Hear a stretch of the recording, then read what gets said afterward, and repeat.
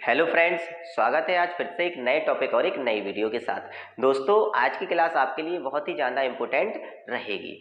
उन विद्यार्थियों के लिए ज़्यादा इम्पोर्टेंट रहेगी जिसको आज की क्लास की नॉलेज नहीं होगी, और जिस विद्यार्थी को आज की क्लास की नॉलेज होगी उसके लिए रिवीजन का काम करेगी। तो दोस्तों, आप वीडियो आगे बढ़ाने से पहले मैं आपसे बता दूं कि जो भी स्टूडेंट्स पहली बार मेरी क्लास से जुड़ा हुआ है तो प्लीज़ चैनल को सब्सक्राइब कर देना, लाइक कर देना, शेयर कर देना और बेल आइकन ओपन कर देना, जिससे कि ऐसी टिप्स और ट्रिकफुल वीडियो मैं आपको सबसे पहले पहुंचा सकूं। तो दोस्तों, चलिए क्लास शुरू करते हैं और आपको समझाते हैं कि आज हम किस चीज़ पर बात करेंगे।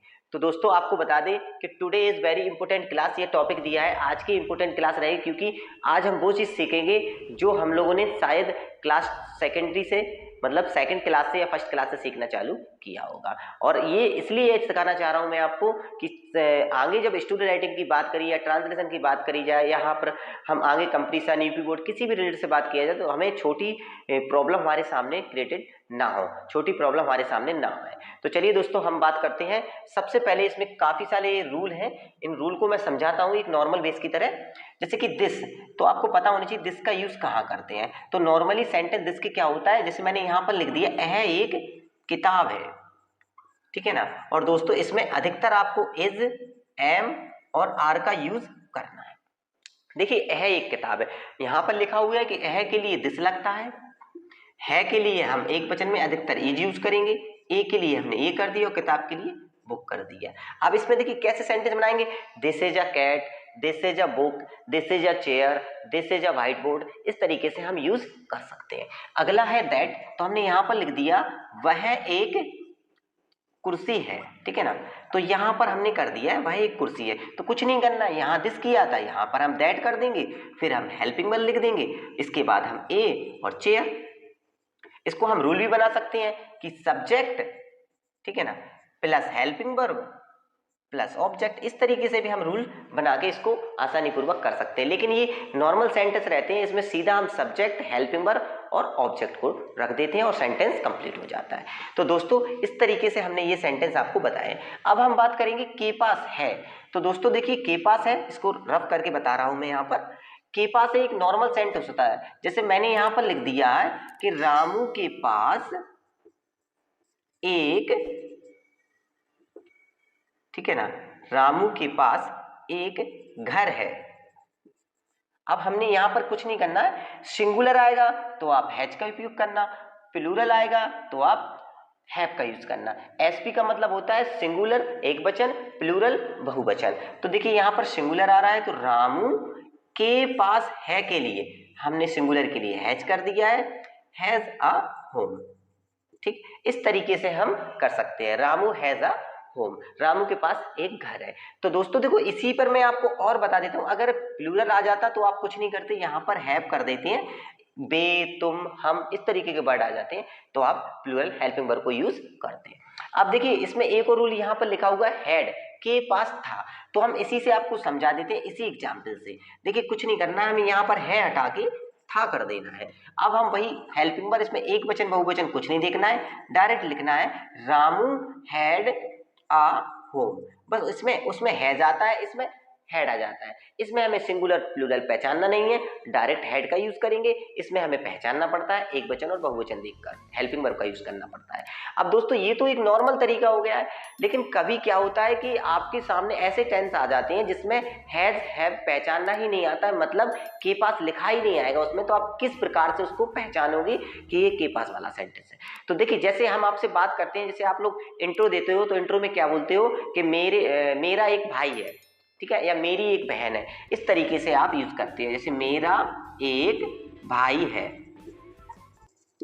ठीक है ना। तो आप इसमें मेरा एक भाई है, तो आप इसमें तो के पास तो लिखा नहीं है, लेकिन इसमें किस तरीके से समझेंगे, ये एक फीलिंग वर्ड के तौर पर काम करते हैं। जैसे कि I have a only brother, sorry I have only brother, क्योंकि हम जब भी इसमें क्या होता है कि जैसे आई हैव ओनली ब्रदर, इसमें याद रखना, अधिकतर जब भी हमारा कोई रिलेशन वाला संबंध की बात होती है और आपके पास सिंगल व्यक्ति होता है, जैसे भाई एक है, बहन एक है, तो हमेशा ए नहीं लगाते, आई हैव ओनली ब्रदर, इस तरीके से यूज करते हैं। तो ये भी देखिए के पास के अंतर्गत ही सेंटेंस के आ चुका है, लेकिन बस इसमें लिखा नहीं रहता है, लेकिन भाई तो आपके पास ही है ना, तो I have a I have only brother, इस तरीके से आप यूज करते हैं। तो ए को आप नहीं लगाना, मोस्टली ओनली आता है। अगर आपका 2, 3 या 4 भाई है तो इस तरीके से आप 4, 3 ब्रदर्स इस तरीके से आप यूज कर सकते हो। इसके बाद हम आप बात करेंगे आपसे दीज दोज। देखिए दीज और दोज का उपयोग कैसे किया जाता है। देखिए दीज मीन्स ये होता है, दोज मीन्स भी होता है। अब हमने कह दिया ये किसान है, नॉर्मल सेंटेंस आते हैं इसमें, बड़े भी आप बना सकते हो लेकिन मैं नॉर्मल था, तो ए के लिए आप कुछ नहीं करना है, दीज कर देना है। इसके बाद आर मैंने बता दी, जहां पर आपको हेल्पिंग वर्ब यहाँ पर आपको है लिखा आ जाए वहां पर आप यूज करना है दिस, इज, आर और एम। तो प्लूरल है तो दीज आर फार्मर, ठीक है ना, दीज आर फार्मर। अब हमने यहां पर कर दिया वे टीचर है, ठीक है ना, वे टीचर है, तो यहां पर कर दिया हमने दोज आर टीचर।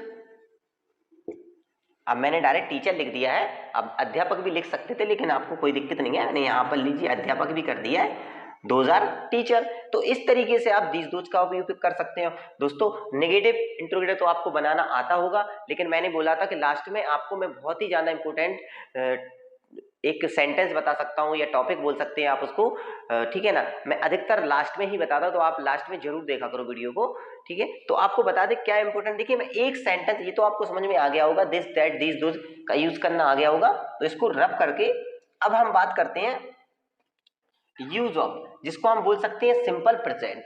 देखिए सिंपल प्रेजेंट में इज एम आर आता है, तो इसमें हम क्या कर सकते हैं, जैसे कि हमने कह दिया है रोहन एक लड़का है, ये सिंपल आ जाता है, तो इसमें क्या होता है, आप subject plus helping verb plus verb की फॉर्म प्लस ऑब्जेक्ट और प्लस अदर वर्ड्स।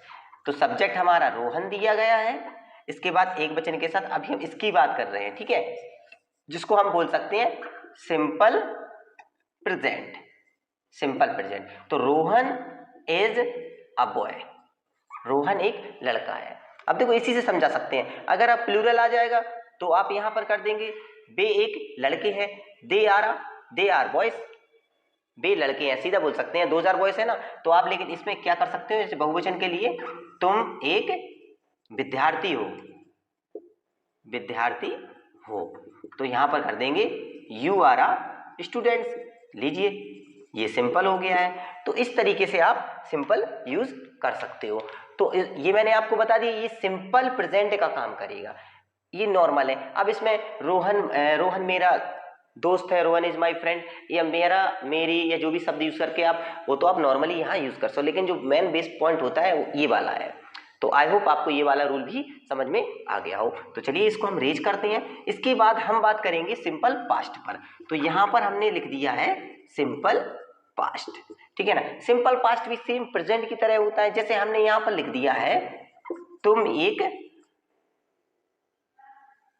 एक डॉक्टर हो, तुम एक डॉक्टर हो, या फिर अभी हम पास्ट की बात कर रहे हैं तो हम थे लग रहे हैं, तुम एक डॉक्टर थे, तो यू ये बहुवचन वाला हो गया ना, तो यू वेर आ डॉक्टर, यहां पर लिख दिया यू वेर आ डॉक्टर, तुम एक डॉक्टर थे।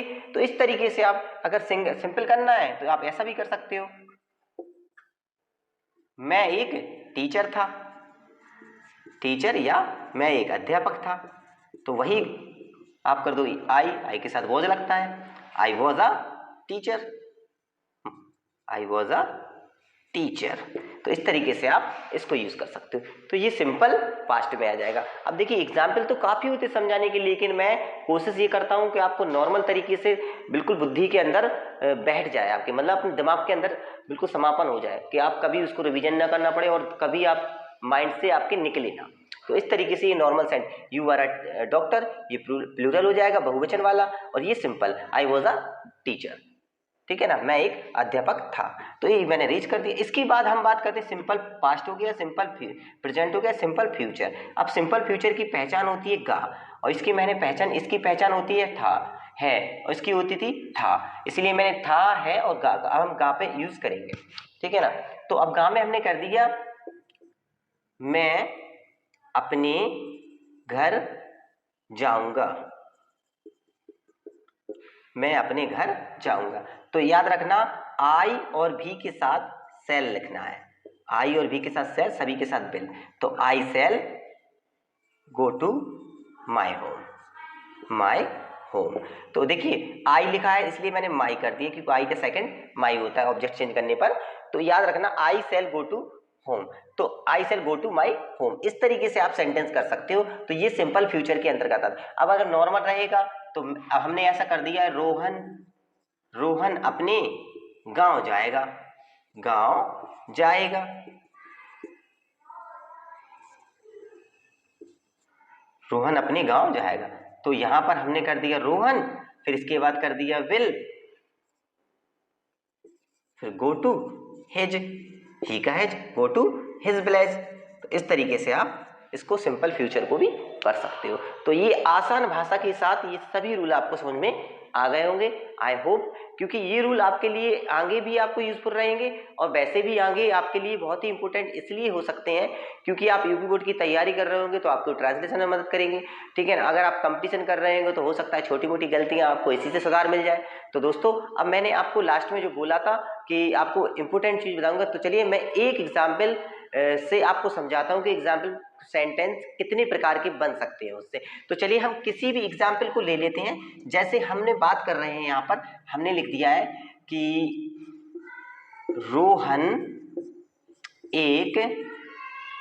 रोहन घर जा रहा है। तो देखिए इसमें क्या करना है, इसी सेंटेंस में आपको कितने प्रकार के हो सकते हैं सेंटेंस कितने प्रकार से बनता है एक ही सेंटेंस में बताता हूं। तो सबसे पहले ये वैसे कंटिन्यूअस का है, मैं समझाने के लिए आपको बता रहा हूं। मैंने यहाँ किसी भी सेंटेंस को ले लेते हैं हम, तो हमने यहाँ पहले क्या बनाएंगे, हम सिंपल बनाएंगे। तो Rohan is going to home, तो देखिए पहले ये सिंपल हो गया, ठीक है। अब अगर कह दें आपसे कि नेगेटिव बनाइए तो इसमें क्या हो जाएगा, इसमें नहीं आ जाएगा, कहीं भी आ सकता है। तो ये कैसा बन जाएगा, Rohan is not going to home, तो हम इसको क्या कहेंगे, नेगेटिव। अब बात करी जाए कि यहाँ इंट्रोगेटिव आ जाए तो यहाँ क्या वाला, तो हम क्या कर देंगे, is Rohan going to home. अब आता है कि अगर इंट्रोगेटिव बीच में क्या लिख के आ जाए, फिर वाला इंट्रोगेटिव, तो कुछ नहीं करना, इसकी मीनिंग वाई क्या लिखा है तो व्हाट करते रहे, व्हाट इज राम, इसमें वाई आएगा क्योंकि क्यों आ रहा है, why is Rohan going to home, इस तरीके से। अब अगर जो एक 4 सेंटेंस हो चुके हैं, एक सेंटेंस और बढ़ेगा इसमें, क्या, interrogative meaning plus negative, Rohan घर क्यों नहीं जा रहा है, तो इसी में क्या करेंगे हम, why is Rohan not going to home, बस हो जाएगा। यही एक सेंटेंस को हम नेगेटिव, इंट्रोगेटिव, एफर्मेटिव और सिंपल या नेगेटिव प्लस इंट्रोगेटिव दोनों तरीके से, इतने ही तरीके से हम सेंटेंस को बना सकते हैं। तो दोस्तों आज की वीडियो आपको बहुत ही अच्छी लगी हो, आशा करता हूं। तो दोस्तों अगर अच्छी लगी हो तो कमेंट में जरूर बताना मुझे कि आपको सभी सेंटेंस में किस सेंटेंस को आप जल्दी समझ सकते थे और कौन सा सेंटेंस आपको लेट समझ में आया। तो दोस्तों मुझे कमेंट में जरूर बताना, और फिर भी अगर आपको कोई प्रॉब्लम्स होती है तो कमेंट बॉक्स में एग्जाम्पल के माध्यम से मैं आपको समझाने की कोशिश करूंगा। आप कमेंट बॉक्स में मुझे जवाब जरूर देना। तब तक के लिए दोस्तों चलते हैं, जय हिंद जय भारत।